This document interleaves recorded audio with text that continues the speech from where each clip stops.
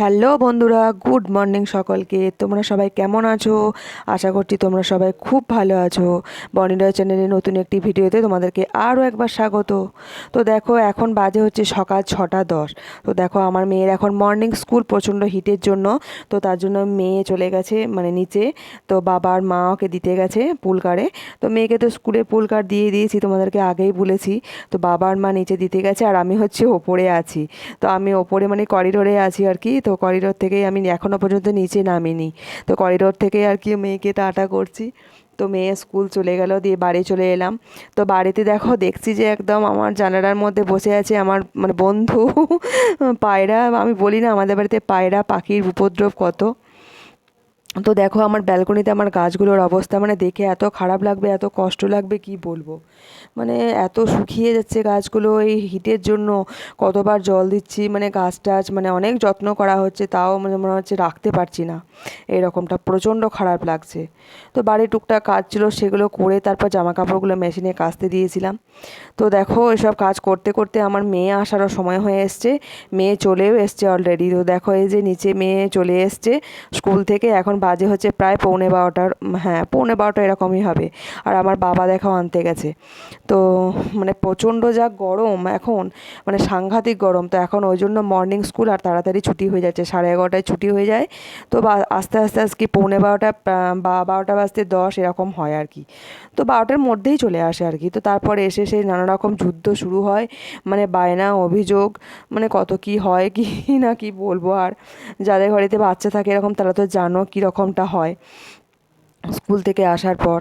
তো তারপর ফ্রেশ হয়ে মানে স্নান করতে করতে ওর প্রচুর সময় চলে যায়, মানে বসে এসেই তো সঙ্গে সঙ্গে স্নান করানো যায় না।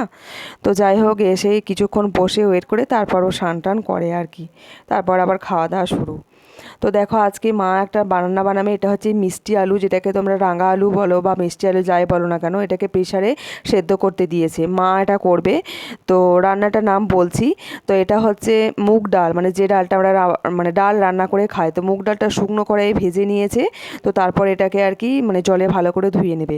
তো আগে আলুটা আগে সিদ্ধ করে নিচ্ছে মানে প্রেশার কুকারে, তারপর ওই ডালটাও সিদ্ধ করে নেবে। এটা একসঙ্গেও সিদ্ধ করতে পারো।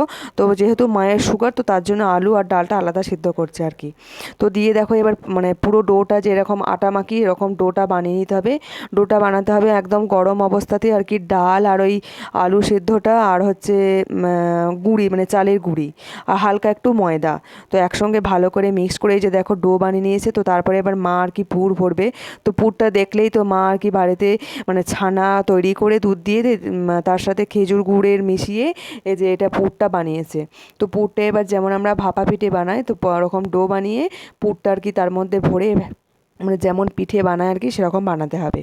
তো দেখো, এই যে মা দেখো অলরেডি অনেকগুলো তৈরি করে ফেলেছে, আর এদিকে তেল চাপিয়ে দিয়েছে, এগুলো তেলে ভাজতে হবে। পুরো পুর ভরার পর পুরো রেডি, এবার তেলে ভাজবে। তো তেলে ভাজার পর যখন এর লালচে লালচে হয়ে যাবে তখনই তুলে নিতে হবে। তো এটা শুকনো খাওয়া যেতে পারে, আবার মানে একটা আবার অন্য জায়গাতে অন্য পাত্রে আর কি গ্যাসে মানে ভালো করে গুড়কে আর কি জলের সাথে মানে গরম করে মানে ফুটিয়ে বা চিনি দিয়েও রস করতে পারো। তো সেটাকে করে আর কি তার সাথে মানে ওই শুকনো ভাজাগুলোকে জলে চুবিয়ে মানে সেটাও খেতে পারো। মানে তাহলে কি প্রচণ্ড স্পঞ্জি আর সফট হবে খেতে, মানে প্রচণ্ড মানে টেস্ট হয়। তো দারুণ লাগে, এটাও খেতে পারো বা শুকনো এটাও খাওয়া যেতে পারে। শুকনোটা কি 2 দিন 3 দিন এয়ারটাইট কৌটোর মধ্যে ভরে রাখলে তো ফ্রিজে, তাহলে 2 দিন 3 দিন রাখা যাবে। কিন্তু রসটা 2 দিন 3 দিন রাখা যাবে না, 1 দিন বা 2 দিনের মধ্যেই খেয়ে নিতে হবে। তো দেখো, আমি জাস্ট একটা খেয়ে দেখেছি, মানে জাস্ট অসম্ভব খেতে হয়েছে, দারুণ খেতে হয়েছে। তো আমার তো খাওয়া চলবে না, তাও আমি একটা খেয়েছি। তো তোমাদের কেমন লাগলো রেসিপিটা অবশ্যই বলো, আর তোমরা কমেন্টসে জানিয়ে তোমরাও বাড়িতে করতে পারো। তো চলো, আজকের মতো